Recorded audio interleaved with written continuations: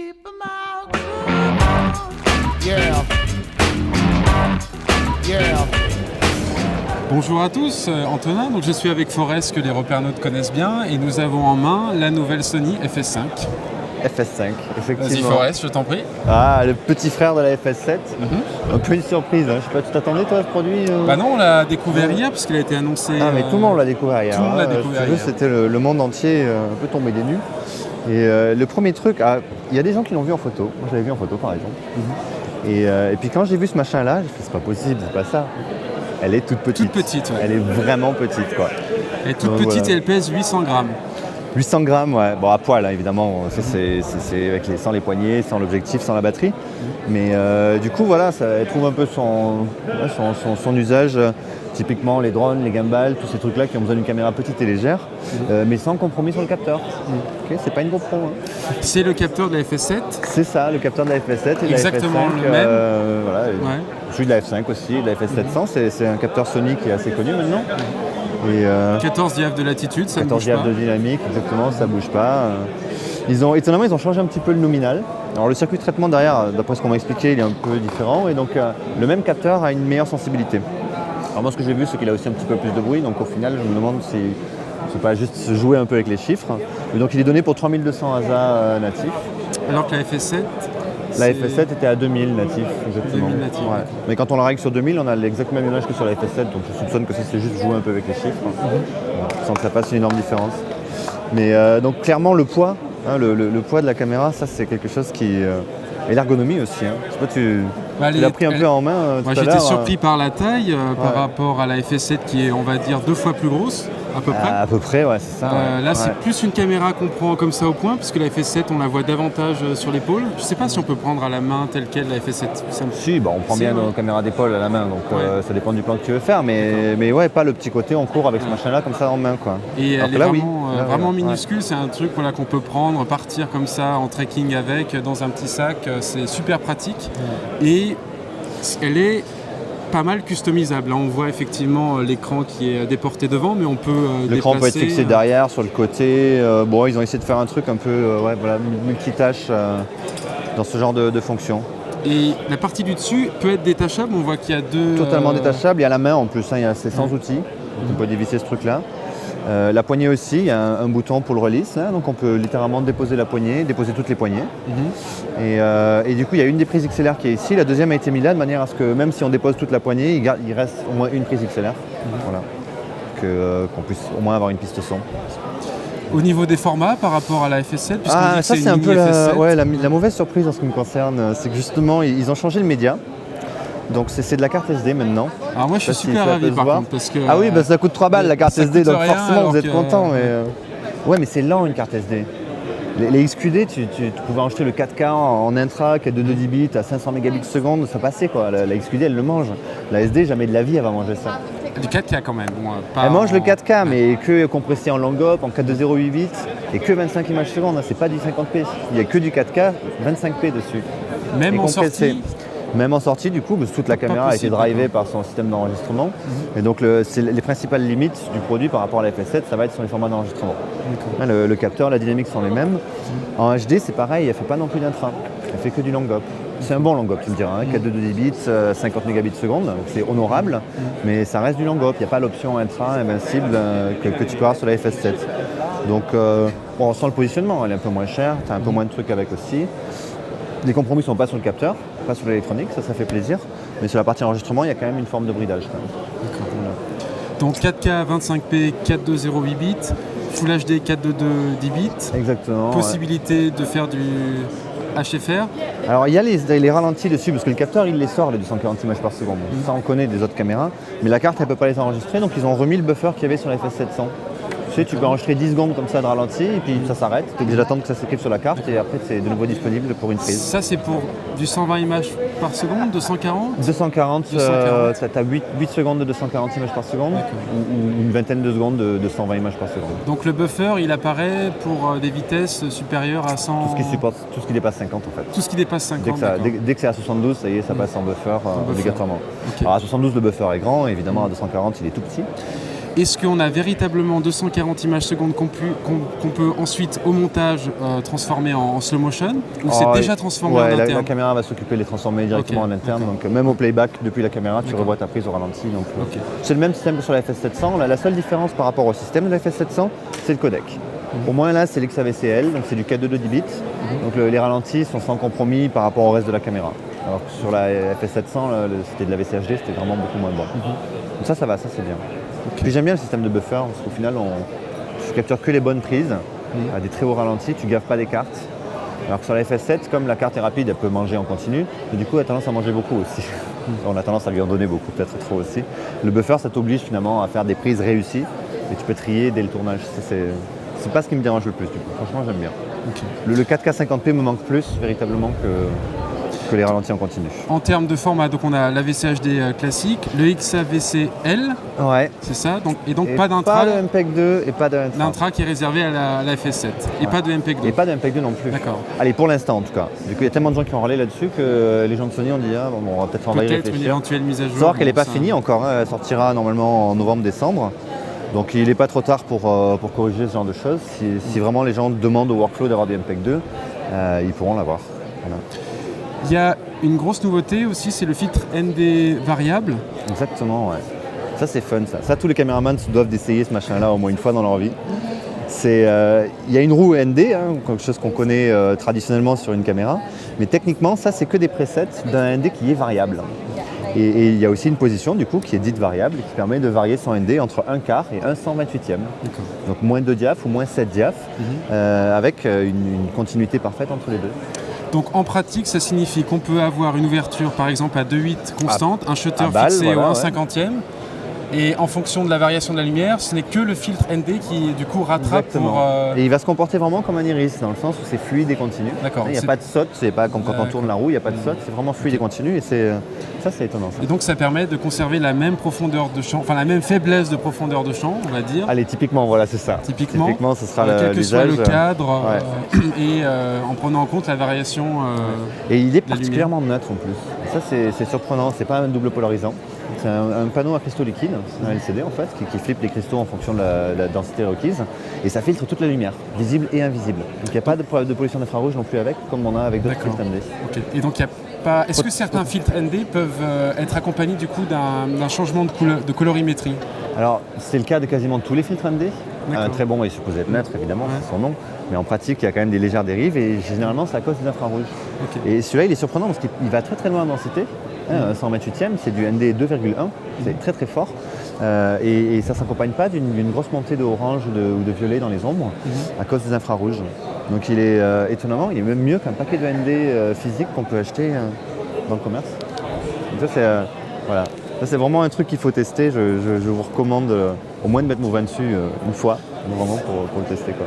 En termes d'ergonomie, ce qui est absolument remarquable, c'est la poignée qui est rotative et sur laquelle est disposé un certain nombre de boutons qui permet du coup d'accéder aux fonctions essentielles. On a donc le Focus Magnification qui permet de checker le point. Un magnifieur pour vérifier la mise au point. En rec, ça marche pendant l'enregistrement? Ça marche en rec, évidemment. Ouais. Ça, chez Sony, ça a toujours été comme ça. Et donc, du coup, on a aussi un bouton fonction qui permet d'accéder en fait à ce qu'ils appellent les fonctions, donc au gain, au shutter, à la balance des blancs. Et ça c'est intéressant parce que quand on filme typiquement, si je vous fais une petite démo, on a main gauche sur la mise au point, peut-être le zoom avec un petit doigt. Main droite c'est ici notre commande de zoom et puis le rec. Et puis à un moment il manque une troisième main pour bouger ces trucs-là. Ça paraît bête, on s'y est habitué parce qu'on a tourné avec ce genre de caméra depuis très longtemps. Mais là ça permet de garder nos mains sur l'objet, l'autre main ici, et puis on peut manipuler totalement au joystick toutes les valeurs, l'ISO, le shutter, la balance des blancs, sont manipulables juste sous le pouce. Ça c'était fun ça. C'est des bonnes choses. Aussi, tu en as parlé tout à l'heure, on a donc deux XLR qui ne sont pas côte à côte, justement pour pouvoir utiliser la caméra sans le support du dessus. Voilà, on a un XLR ici qui est planqué ici, qui permet donc d'avoir une caméra encore plus petite en enlevant la poignée du dessus. Et on peut brancher par exemple, est-ce qu'on peut brancher un HF si on démonte ces deux vis? Est-ce qu'il y a une sortie MI Shoe, c'est ça? Alors le MI Shoe, non, il est justement sur la poignée. Donc ça, il peut recevoir du coup une ligne sans fil Sony numérique, Sony exclusivement, puisque le MI Shoe est un accessoire Sony. Et évidemment, si on dépose la poignée, on n'aura plus le MI Shoe, donc ça ça va devoir se passer par une prise XLR traditionnelle. classique. Le MI Shoe, donc ça permet de brancher un HF sans fil, c'est ça? C'est Enfin, ça, sans parce fil. que le MI Shoe, c'est leur interface, leur porte-griffe accessoire qui peut transmettre et de l'énergie, donc on peut alimenter une lampe par exemple, ou allumer et éteindre une lampe, ça c'est assez intéressant, et des données. Donc typiquement le son, en l'occurrence. Voilà. Et je crois qu'ils ont parlé de faire un moniteur un jour qui pourrait se brancher dessus, qui serait une dalle un peu plus grande, et qui pourrait du coup communiquer avec la caméra sans devoir avoir de câble nulle part. Donc en pratique, il n'y a plus besoin de piles dans le récepteur HF, ni de branchement XLR. C'est ça, C'est juste un boîtier nu comme il ça. est intégralement lié. Puis comme la communication est numérique, il n'y a pas Mhm. d'atténuation non plus, il n'y a pas de bruit. Il n'y a pas de montée de bruit à cause d'une connectique qui serait sale. Donc c'est à la fois pratique et à la fois qualitatif. Non, il est bien leur truc, hein, franchement. Pour la visée, donc que ce soit le Viseur l'écran, OLED, ouais. l'OLED, c'est tout en OLED, les deux? Non, ça c'est un panneau LCD, ça c'est un viseur OLED. D'accord. Ouais. Qui a été amélioré, c'est plus d'1 million, je crois que c'est 1 200 000. Ouais, à peu il est près, très ouais. piqué. Après, moi je leur reproche toujours d'être très petit. Donc il y a une loupe dessus évidemment pour le magnifier, mais ça reste quand même une petite surface sur laquelle on regarde. Et, moi je suis un grand adepte des grands écrans, Ouais. mais il est très piqué, hein, ça il n'y a pas de doute. Au moins 600 lignes, donc voilà, il y a ce qu'il faut pour sortir une mise au point propre, si on aime bien les petits viseurs comme ça. L'écran, c'est un 3,5 pouces. C'est ouais, Un voilà. peu moins, L'écran est connu, hein, la dalle n'est pas neuve en elle-même. Ok. Juste, elle n'est pas compatible avec la loupe qu'on trouve sur la FS7.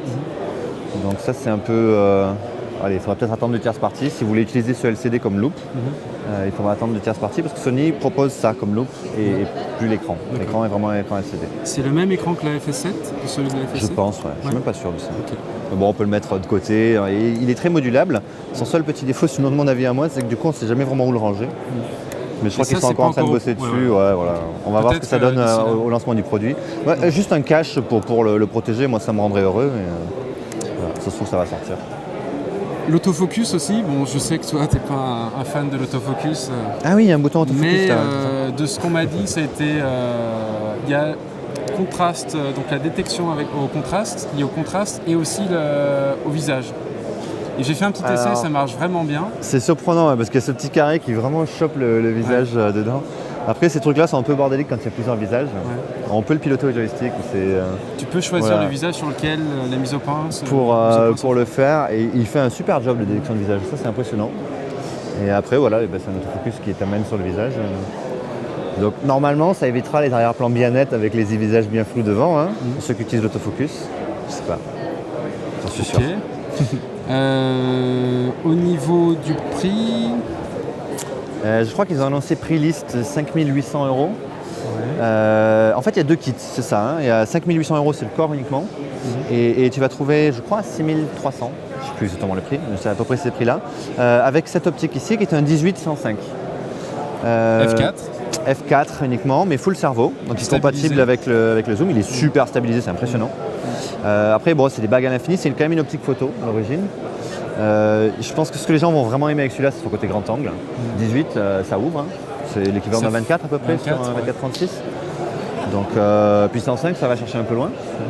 Donc, en équivalent Canon, enfin 24-36, on va dire, c'est l'équivalent d'un 24-135 peut-être. C'est chouette. C'est quelque chose qui va plaire, je pense, à beaucoup de gens qui se plaignaient peut-être sur la FS7 d'avoir un objectif pas très grand angle. Moi, je le reproche quand même son ouverture relative trop restreinte et des bagues qui tournent à l'infini. Quand on est caméraman, ça stresse un peu. Ouais. Quoi. Ceci dit, il est pas cher cet objectif. Oui, Il c'est est vrai, assez t'en as pour ton versatile, argent. Hein. il est pas cher. Il y a une espèce de. Bon, comment tu appelles ça Il y a une commande de zoom Il y a une dessus, commande de mais ça zoom. c'est parce qu'il est aussi. On peut l'utiliser avec les appareils photo par exemple, qui n'ont pas forcément le bouton de zoom comme sur celui-là. Et donc on peut piloter le zoom ici, mais essentiellement avec cette caméra ça n'a pas trop de sens, puisqu'en l'occurrence il y a une commande de zoom ici, une commande de zoom ici. C'est pas comme si on était en manque de commande de zoom. Et on peut faire des zooms très très lents. Ça c'est. On peut faire personnellement, des pour zooms, moi, on des peut zooms recadrer un très peu très lents, lentement. ouais. Ouais. Ouais. Moi, j'aime bien ça. Mais, voilà. J'ai connu plus lent encore sur d'autres machines, mais si on peut faire ce qu'on appelle un travelling optique. Oui. C'est une petite tricherie comme ça de cinéma qui existe, on peut faire ça. Oui. Qu'est-ce qu'on aurait d'autre à dire Bon, ouais, je pense qu'on a à peu près fait le tour. Donc si peut-être on résume vite fait les choses. Essentiellement, c'est vrai que c'est quand même le petit frère de la FS7. Puisque le capteur, la partie, tout ce qui est optique finalement c'est quand même identique. Un petit bémol côté enregistrement du coup. Néanmoins, c'est aussi un avantage pour ceux qui n'ont peut-être pas forcément le budget pour beaucoup de cartes. Les cartes SD sont moins chères. Donc ça bride un peu la machine, mais elles sont nettement moins chères. Oui, tu peux le préciser 2 fois si nécessaire. Ouais, non, mais c'est important pour des gens comme nous. Je pense que les repères-notes seront à même d'évaluer leur budget par rapport aux cartes. Et l'autre avantage quand même du coup du XAVC Longop, c'est que ça prend pas beaucoup de débit. Hein. C'est vraiment 50 mégabits par seconde pour du HD et 100 pour du 4K. C'est très raisonnable en termes de prise de place. Et écoute, on a sorti hier à Amsterdam avec des nuits. Franchement, j'étais assez bluffé parce qu'on avait du mouvement, des choses qui bougent, des foules, des choses comme ça. Et des choses où on était un peu inquiet pour le Longop et pas du tout. Hein. Vraiment, la qualité d'image, elle a suivi très très bien. Est-ce que tu te souviens à quel ISO tu as tourné ces images de nuit, sachant que Amsterdam c'est quand même une ville très intimiste en termes d'éclairage. C'est peu éclairé dans la rue. C'est pas Piccadilly Circus, effectivement. C'est très peu éclairé la nuit. Non, on était à 3200 ASA, mais pour être tout à fait honnête, on était très desservis par notre optique. Ouais. Donc à 3002, les canaux vraiment qui ont que des tout petits réverbères, eux, ils étaient quand même un peu sombres. Et là, je regrette de ne pas avoir eu un truc qui transmette un peu plus. Mais à 3200 ASA, voilà, c'est considéré comme l'ISO natif sur cette caméra. Et donc c'est là où elle fait normalement le meilleur rapport entre pas trop de bruit, assez dynamique sur la haute lumière. Et c'est 3200 ASA, en tout cas ça s'est passé très bien. Justement, en termes d'ASA, tu penses qu'on peut monter jusqu'à quel niveau sans avoir un bruit trop gênant? Ça va dépendre de la scène toujours, mais elle s'autorise jusqu'à 32 000, pardon. 32 000, c'est acceptable. On va dire. C'est un peu bruité quand même. Un peu, ouais. 25 000 peut-être? Je sais pas. Même sur la FS7, je dépasse pas les 8 000. Ce qui est déjà pas mal. Ce qui est déjà honorable, mais c'est pas les machines à filmer dans le noir les plus violentes, quoi. Essentiellement, il vaut mieux avoir une optique qui transmette plus que de monter l'ISO plus haut, sinon à mon avis. Ça monte un peu. Ou alors avoir l'A7S2, dont on va parler tout de suite après. On va parler de l'A7S2 D'accord. On va aller chercher alors. On arrête pour ça? On arrête pour ça.